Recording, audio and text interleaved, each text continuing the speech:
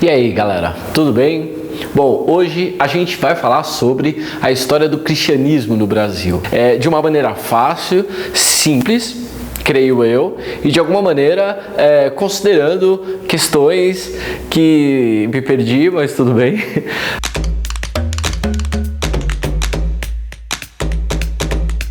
Estamos aqui hoje no História Sem Firulas para falar sobre um tema extremamente polêmico. E que tema é esse? Religião. Sim, hoje nós vamos falar de religião. Por que falar de religião? Será que falar de religião hoje é importante no Brasil?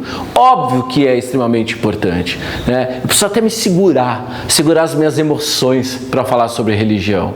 Bom, primeiramente, este tema foi escolhido não à toa. Recentemente, uma garotinha no Rio de Janeiro estava saindo de um culto de candomblé, de umbanda, não me lembro agora exatamente qual é, mas a garota estava vestida como uma sacerdotisa do candomblé e de repente essa garota, ao passar pela rua, toma uma pedrada de dois sujeitos que aparentemente estavam segurando uma Bíblia na mão.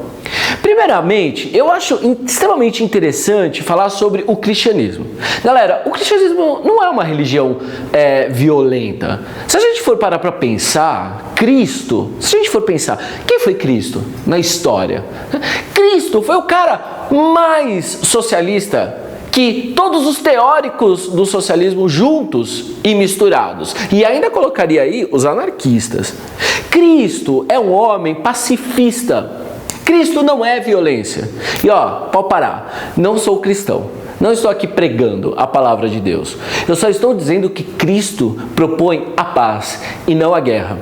Então as pessoas que se dizem cristãs e pregam a guerra ao invés da paz, não entenderam o que é o cristianismo. Então, da onde começa essa coisa de que a religião que não é cristã tem que ser banida deste lugar chamado Brasil?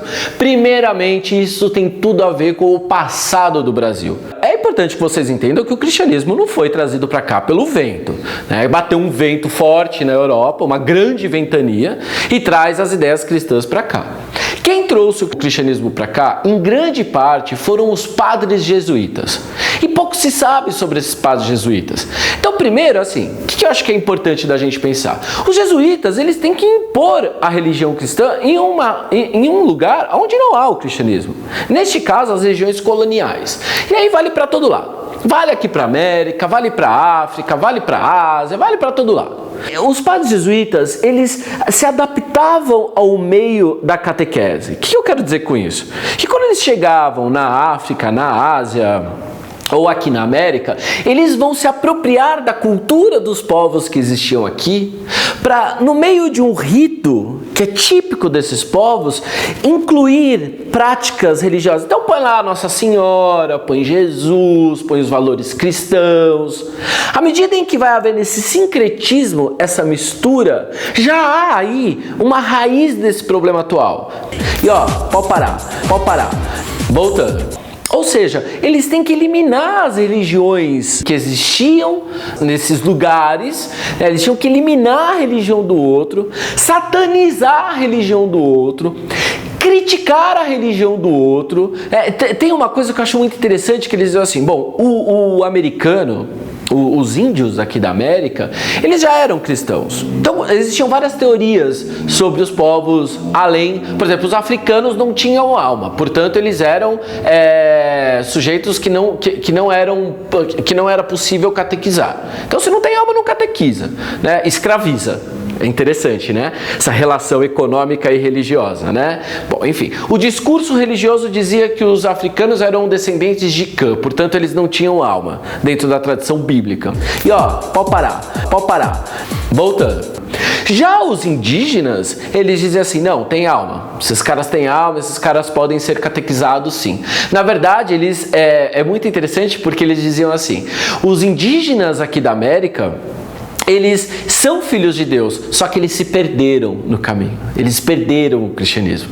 Então os padres jesuítas, eles tinham que trazer o cristianismo para cá. Óbvio que isso não foi tão fácil. Óbvio que a vítima número 1 desses homens, né, no sentido de eliminar a cultura dos indígenas, foram as crianças.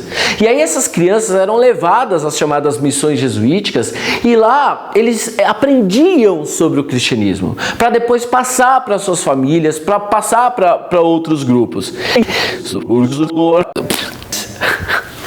Vamos de novo, peraí, deixa eu dar uma espirrada. Salve. Saúde. Deus te crie. Minha avó dizia Deus te crie. Não, Deus te crie. Não, galera.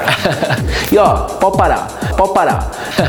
Voltando. E aí é muito interessante porque já começa a partir daí que a igreja cristã, ela vai aos poucos, ela vai eliminando a religião dos outros. Todas as religiões e culturas que não compactuavam com os ideais cristãos propagados pelos jesuítas já eram demonizadas, né? Essa ideia da gente achar que os jesuítas, eles eram apenas homens que catequizavam, pelo contrário, os caras, eles eram políticos, eles eram homens de política e de alguma forma eles acabaram estabelecendo aqui na colônia portuguesa e na colônia espanhola também uma série de missões que vão se tornando grandes, como que eu posso dizer, grandes propriedades.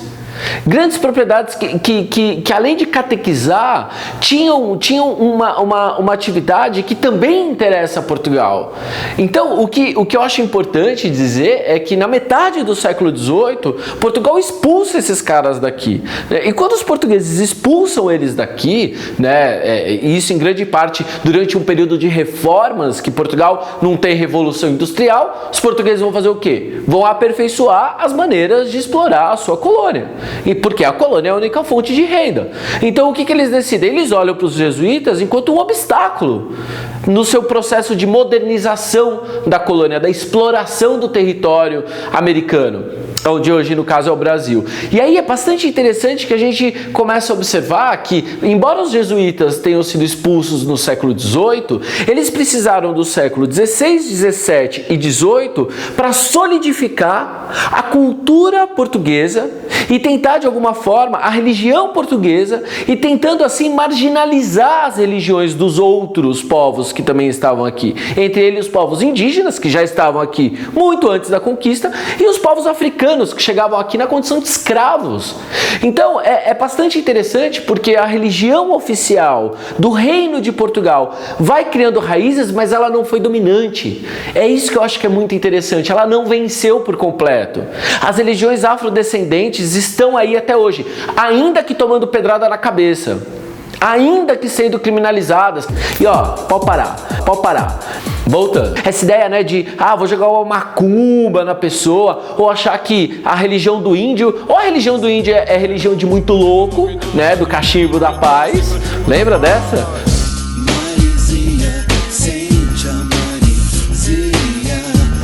Imortalizado pelo Gabriel Pensador, né? Ou a religião do índio é uma religião de maluco, que você toma um chá e fica muito louco, então quer dizer, é uma religião de gente maluca, né? Selvagem, e a religião do negro que vai ser chamada cada vez mais de uma religião demoníaca. E não pensar que isso está aí até hoje, né? Que até hoje a gente tem uma luta imensa das comunidades indígenas e das comunidades afrodescendentes para se impor em um território onde o cristianismo é ainda a religião oficial, né? Então, por isso que a gente está aqui, né? O Brasil não pode ser considerado um país de uma única religião. Por quê? Porque vieram outros povos para cá, né? E esses outros povos que chegaram aqui, de certa forma, também trouxeram a sua religião, né? Então, a gente tem que pensar dentro da diversidade, galera. Não dá mais para ficar pensando dentro da caixinha. A gente tem que considerar que existem diversas outras religiões e que merecem ser respeitadas da mesma maneira que a religião oficial. Sem agredir ninguém, essa é a ideia, por favor, não me insultem. Se quiser insultar também, pode insultar. E ó, pode parar. Mas a ideia aqui é tentar trazer essa informação histórica para você formar aí uma opinião um pouco diversificada, certo? Valeu, galera, até a próxima!